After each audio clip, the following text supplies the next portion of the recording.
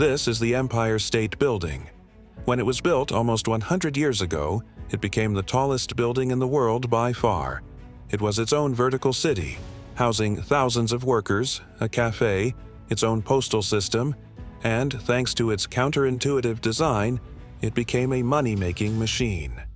Today, almost 100 years later, this single building still pulls in more than $500 million every year, beating every modern skyscraper around today. This is all thanks to the incredible long-term thinking by its designers who figured out how to overcome strict building rules and assemble this engineering giant in record-breaking time. But how did they pull it off? And why is it still so profitable? In the 1920s, cities around the world were changing. The economy was booming, and with new steel frame construction methods, it became easier to build taller and stronger buildings. Nowhere was this more important than in New York City. With limited space and an ever-growing population, the only way to build was up. This started what became known as the race into the sky. And by the end of the 20s, developers began constructing several skyscrapers around Manhattan, all aiming to be the tallest in the world. Most of this was driven by ego, but building upwards also presented an enormous financial opportunity. By purchasing some land and filling it with floor after floor of rentable office space, a huge amount of money could be made. The building itself could become a business. No one understood this more than New York businessmen John Raskob and Al Smith. And in 1929, they announced the Empire State Building. Not only was this to be the tallest building in the world, but its clever design and ultra-efficient engineering was meant to make it the most economically successful building ever made. The designers had big ideas: exclusive viewing platforms, giant radio antennas, docking stations for airships, and floor after floor of premium office space. The Empire State Building had joined the battle to build into the sky. In order for the Empire State Building to become a money-making machine, it wasn't as simple as building tall and maximizing rental space. Each level that gets added onto a building gets more and more expensive. The building itself needs to be made stronger, using more material and leaving each floor with less usable space. Less space means less income. And so after a certain height, a building stops making financial sense. On top of that, New York had strict building rules that stopped large skyscrapers from blocking out too much light. These rules drew a sloped line up from the center of the street at around 25 degrees. Buildings weren't allowed to occupy the area outside the line, and so the designers had to add in setbacks to reduce the building's width and keep it within the line. With these rules, it may seem like the best way to maximize floor space and therefore income would be to build right up to the line, creating a pyramid-shaped building. While many buildings followed this design, it really wasn't a practical shape for a skyscraper. With more people at the bottom of the building and very few at the top, the demand on the elevator would be uneven. At the bottom, there would be severe delays, and at the top, it would be completely underused. More elevators could be added to even out the demand, but this would simply take up too much space, reducing the profitability of each floor, particularly at the top where the most expensive offices were located.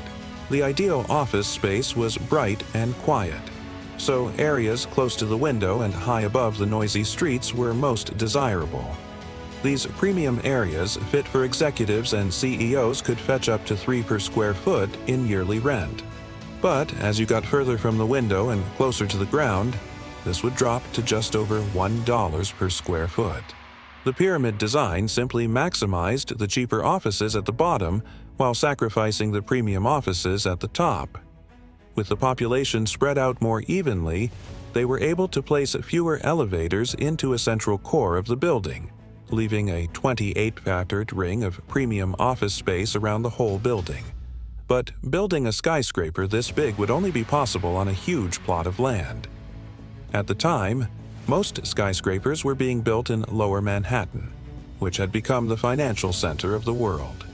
This made sense because it had the demand and money to fill 80 floors of a building. But the developers of the Empire State Building thought differently. They saw that the business center of New York was slowly creeping northwards, and so they took a gamble and bought a plot of land in Midtown for $16 million. The plot still contained the old Waldorf Astoria Hotel, but after demolishing it, the developers ended up with a plot more than 400 feet long and 200 feet wide. A plot this wide was extremely rare in New York and provided the perfect base for the world's tallest building. The next step was to actually build the thing, and it had to be done in record time and on a tight budget of just $35 million. In New York, there were 2 lease dates throughout the year, May 1st and October 1st. If a building wasn't finished in time for either of those dates, it would have to sit empty until the next lease date, losing an incredible amount of money. And so, the target was set. The Empire State Building had to be finished by May 1st, 1931, just a little over a year away. What followed was one of the most incredible displays of efficiency and planning any engineering project has ever seen. The main structure of the building was made from prefabricated steel columns and beams. Almost all of them were identical, and so they could be manufactured, shipped out to the worksite, and put together in record time. With hundreds of deliveries each day and over 3,000 workers on the site, the building rose by more than 4 floors each week. Railway carts on each floor were built to move material around quickly, and small cranes placed throughout the building would lift the steel beams up to the highest floors. There were even multiple restaurants placed throughout the building, saving the workers time by not having to leave the worksite.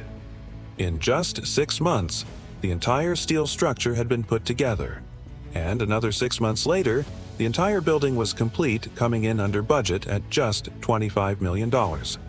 It was now ready to be rented out. But just as it opened for business, the worst financial crash in history hit America. 12 million people lost their jobs and wages across the country fell by 45%. It was a complete disaster for the Empire State Building, which struggled to fill even a quarter of its office space, earning it a rather unfortunate nickname. Thankfully, the building was much more than just a giant office.